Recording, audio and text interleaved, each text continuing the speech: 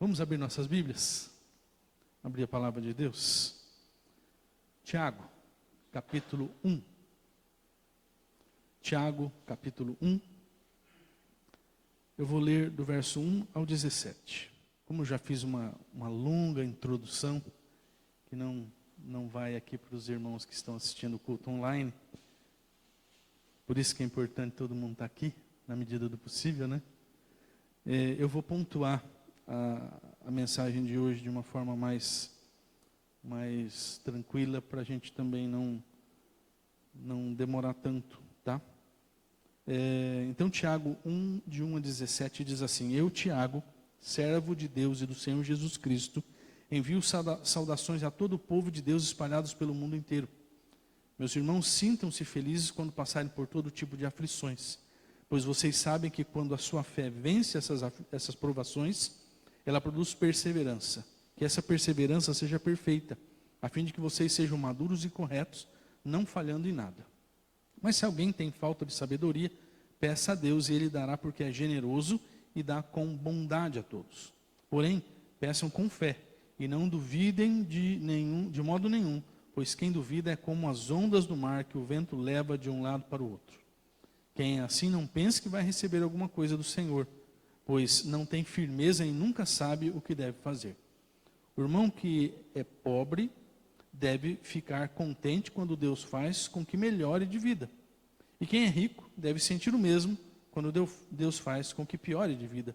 Pois quem é rico desaparecerá como a flor da erva do campo. Quando o sol brilha forte, o seu calor queima a planta, aí a flor cai e a sua beleza é destruída. Do mesmo modo, quem é rico será destruído no meio dos seus negócios.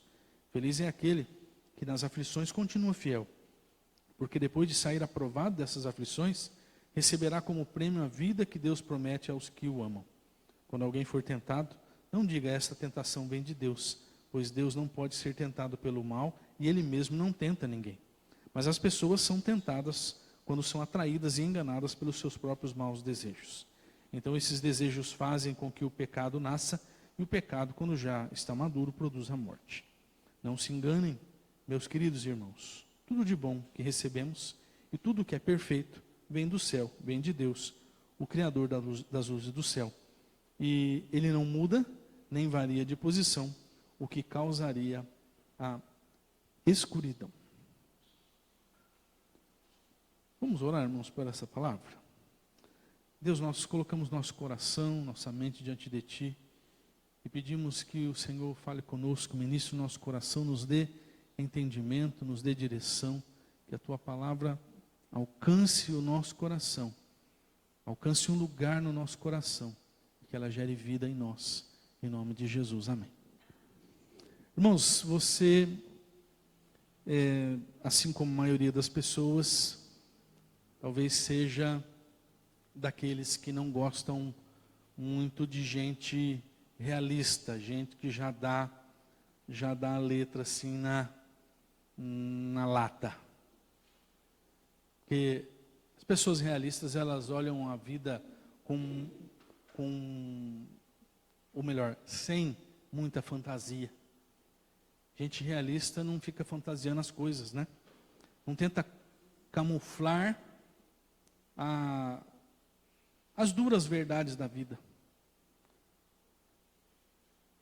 Como a maioria das pessoas gosta de dar um tempero mais agradável para os fatos da vida, aqueles fatos que são difíceis de engolir, como a maioria das pessoas gosta de abrandar algumas coisas da vida, alguns episódios feios da vida, fica difícil para essas pessoas aceitar o realista. Ele é um pouco intragável, talvez para a maioria das pessoas. Só que a questão é que Tiago foi um realista.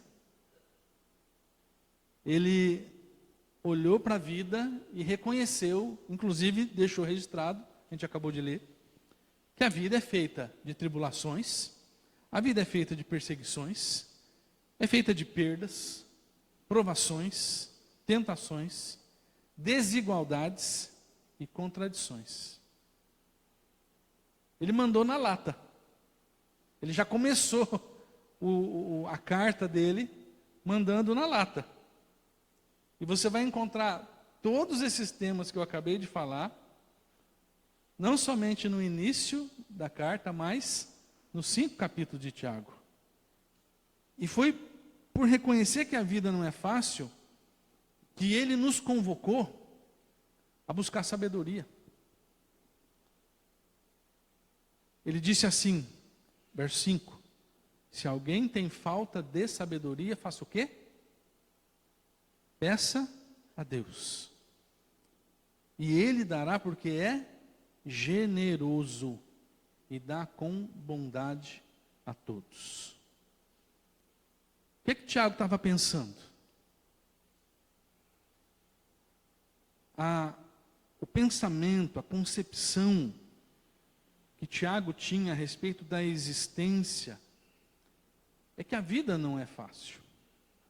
Se a vida não é fácil, a gente tem de aprender a lidar com a vida, a fim da gente não ser tragado por uma vida difícil, por uma vida cheia de complicações. Então, qual é a solução para isso? A solução é buscar sabedoria. Sabedoria de Deus para todos os momentos da vida, sejam esses difíceis, que ele reconheceu, sejam os momentos bons. Agora, a questão que eu quero trabalhar com você é o seguinte: o que a sabedoria vai trazer para nós de útil na prática, no dia a dia, no tete a tete ali da vida? Como é que isso vai funcionar? Eu acho que a sabedoria vai ser útil para nós em pelo menos 3 situações que eu cataloguei aqui para essa reflexão de hoje. Primeiro, quando a gente tiver que trabalhar com a tribulação. A sabedoria vai ser para nós extremamente útil quando eu tiver que trabalhar com a tribulação. Não só trabalhar com a tribulação, mas perseverar na tribulação. A sabedoria vai ser extremamente necessária quando a gente tiver que enfrentar dificuldade. Porque é no momento em que a gente está sofrendo, é no momento em que a gente está com a cabeça cheia de problemas, cheia de preocupações, com o coração dolorido pelas dores da vida, que a gente corre o risco de cometer as piores loucuras da nossa vida. Você sabe muito bem disso. Isso não é novidade para ninguém. Quanta gente que ali num momento de sofrimento, de dor, de angústia extrema, acabou desistindo de viver.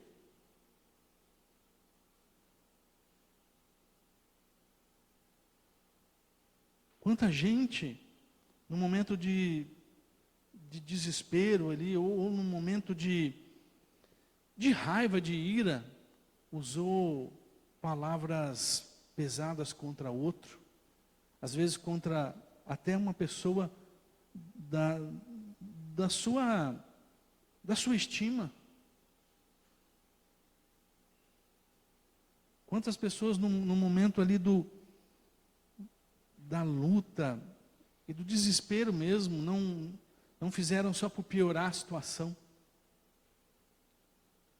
Quantas numa situação ali de luta mesmo, acabaram metendo os pés pelas mãos e tornando tudo muito pior. Tudo porque lhes faltou sabedoria.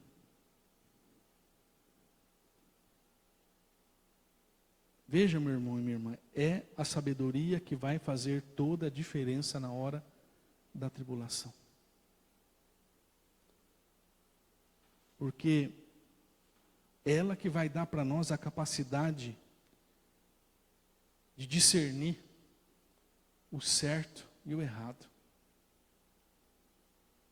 No momento em que a gente está ali num tremendo aperto, num tremendo problema, assim, a ponto de enlouquecer, é a sabedoria que vai dar para nós o norte do que é certo, do que é errado, do que é justo, do que é injusto, do que é o bem e o mal, para que a gente tenha discernimento e até serenidade e talvez sobriedade para lidar com aquela situação e prevalecer contra determinadas situações. Então, para que me presta sabedoria? Do que me vale sabedoria? Ela me vale exatamente no momento da tribulação, para que eu possa prevalecer contra a tribulação e não ser vencido por ela ou cometer loucura por conta dela. Está claro isso para você? Segundo, a sabedoria vai ser uma ferramenta extremamente útil para mim quando eu tiver que lutar comigo mesmo para vencer uma tentação. Tiago foi muito realista quando ele admitiu que o nosso maior inimigo no quesito tentação é a gente mesmo. Ele não passou pano nisso.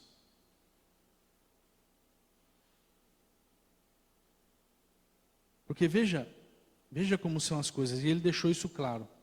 Ele foi pontuando cada questão, para que a gente não tivesse dúvidas a respeito disso. Primeiro, Deus não promove tentação para ninguém. Porque um Deus que nos pede santidade, vai colocar um tropeço para a gente cair em pecado? Não, Ele não vai fazer isso. Então, Deus não promove tentação. Segundo, o diabo, que é o verdadeiro tentador, só consegue sucesso na vida daquele que não se fortaleceu nas suas fraquezas. Porque ninguém cai em tentação sem querer. Sabe a brincadeira do Chaves? Quando ele fazia alguma coisa no seriado lá e machucava alguém, ele dizia que foi sem querer, querendo. É exatamente isso. A gente cai em tentação sem querer, querendo. Não existe essa, foi sem querer.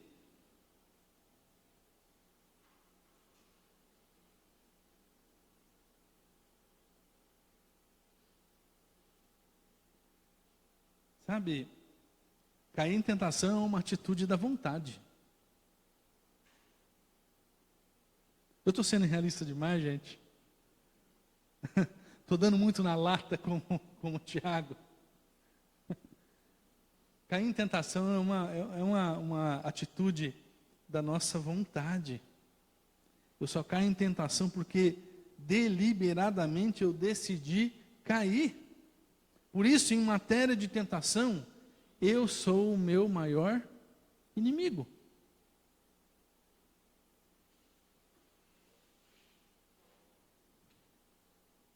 E aí onde a sabedoria vai... Onde é que ela entra nessa história? Ela entra como fundamento, como alicerce daqueles que se desviam do mal. Daqueles que fortalecem os seus pontos fracos exatamente para permanecer de pé frente às tentações.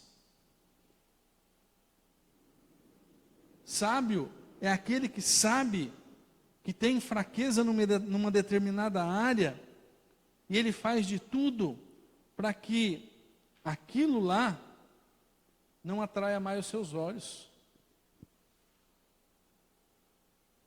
Ele se fortalece.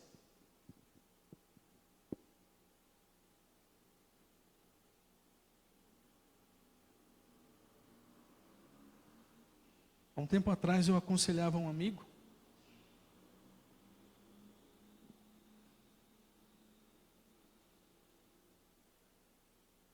Ele faz tempo que eu não falo com ele. Vai fazer um mês que eu não falo com ele. Ele estava com problemas, estava vivendo algumas situações bem complicadas. E eu tive que ser um pouco realista com ele para dizer: você saiu de perto da pessoa que ia ajudar você a se levantar. Ao invés dele se fortalecer para as suas fraquezas, ele foi de encontro às fraquezas. Eu disse: volte para a sua casa. Volte para casa. Sua esposa vai ser a coluna na sua vida essa hora. Ela que vai te fortalecer. O sábio, ele sabe que é fraco numa determinada área, então ele busca uma fortaleza.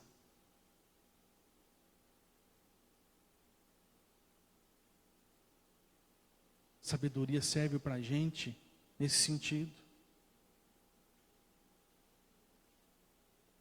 Para a gente se fortalecer naquilo que é fraco. Sábio é aquele que fortalece o seu espírito através da oração, através da palavra, através do culto.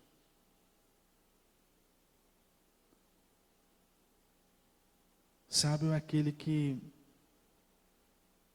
evita o caminho da tentação, que rejeita de pronto os apelos da tentação.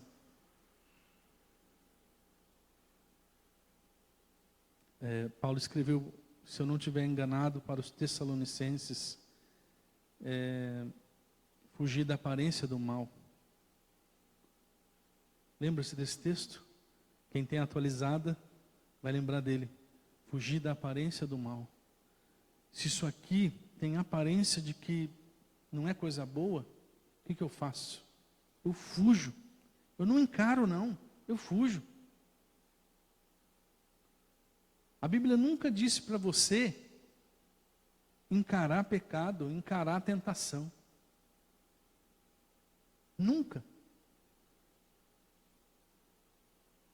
Paulo, quando escreveu a Timóteo, ele disse: fugir das tentações da mocidade. Então é a gente evitar o caminho da tentação, rejeitar o apelo da tentação. Porque, meu irmão, já que estamos sendo tão realistas assim, eu quero dizer para você: não se iluda. Se eu ou você não buscarmos sabedoria,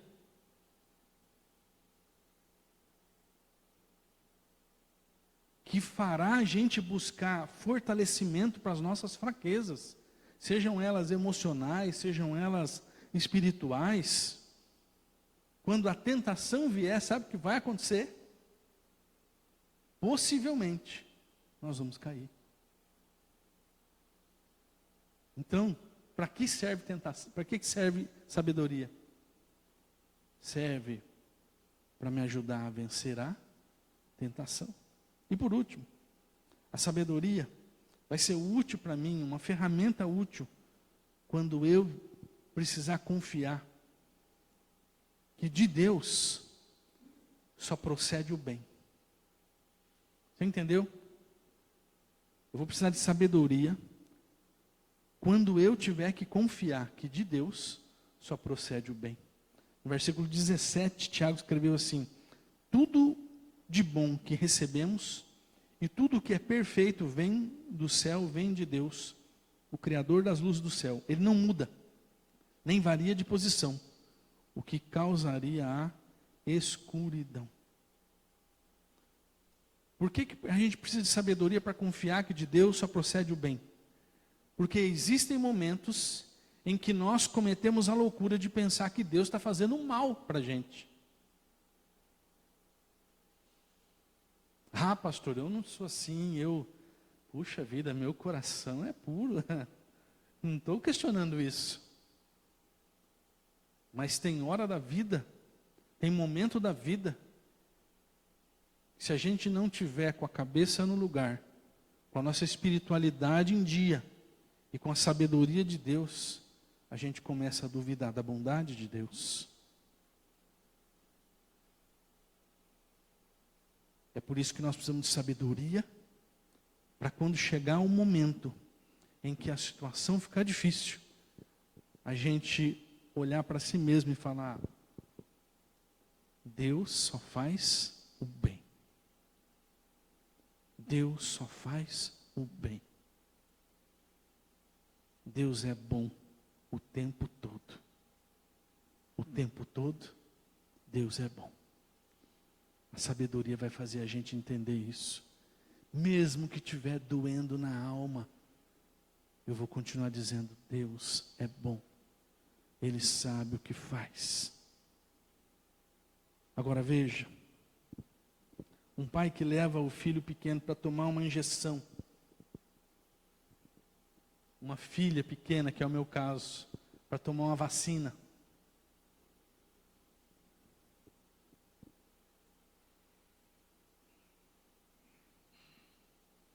Você não sabe o que eu passo, e que Elisângela passa na sala de vacina. Você não sabe.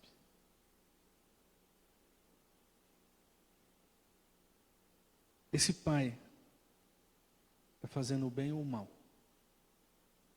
Um pai que dá um castigo para o filho, que disciplina o filho, independente da regra que ele usa.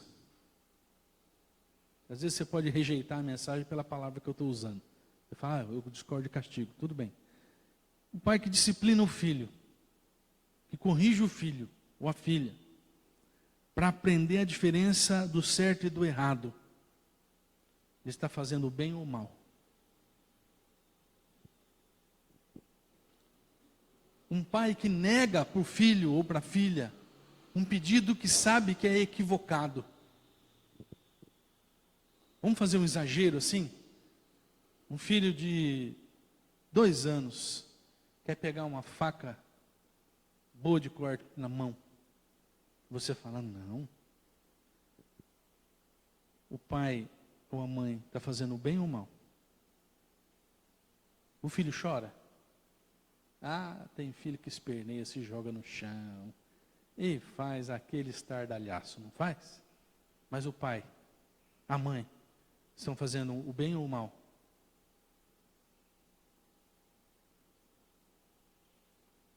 Eu acho que no teu coração você respondeu o bem para todas as perguntas que eu fiz.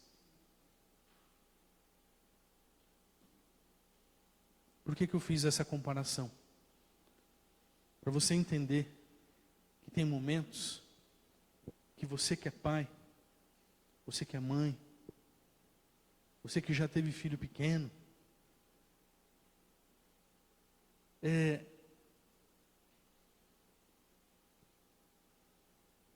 você vê o seu filho sofrer por um não que você deu, mas você sabe que aquilo vai ser para o bem dele, não é?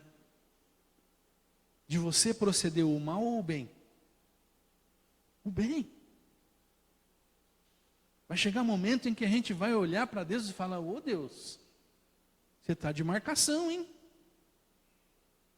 A gente que é filho vai olhar para o pai e falar: puxa vida, quem diria?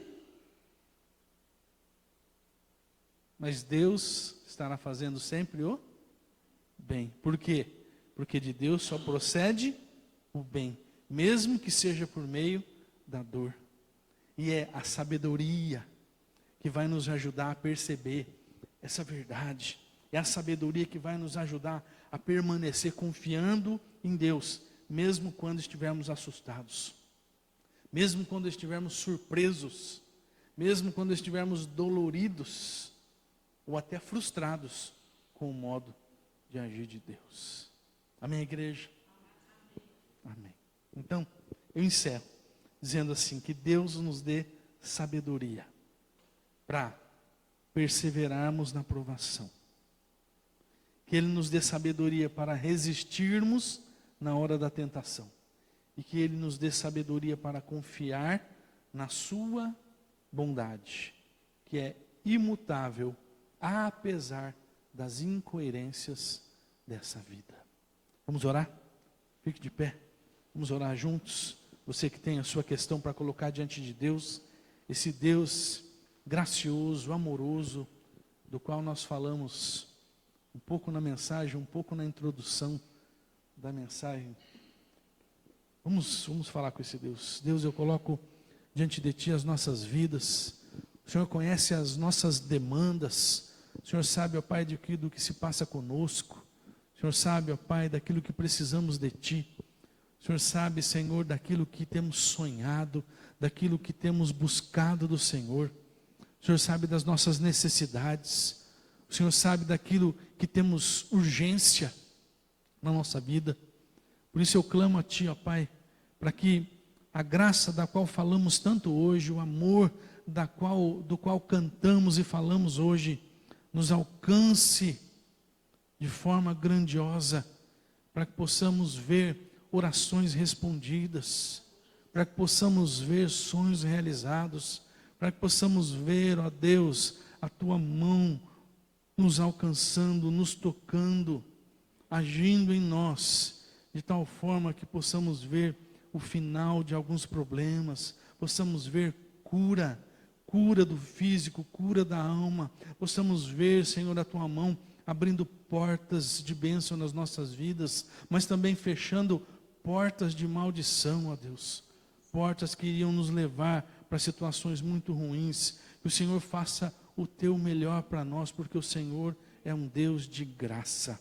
Alcança a vida dos irmãos que também participam do culto online, que também têm as suas demandas, os seus pedidos, os milagres que anseiam ver acontecendo na vida deles. Alcança cada um, cada casa, com a Tua presença gloriosa. E dá-nos, ó Pai, o restante de semana cheio da Tua direção, da sabedoria que vem do alto, ó Pai. Enche-nos dessa sabedoria, não da terra, sobretudo a sabedoria do céu, que vem como um mover do Teu Espírito no nosso coração, na nossa mente, e nos enche com a Tua visão, Senhor, a visão do Senhor para as nossas vidas, para as questões que nos envolvem, em nome de Jesus. Amém. Deus te abençoe. Ótima semana. Vá para casa na paz do Senhor.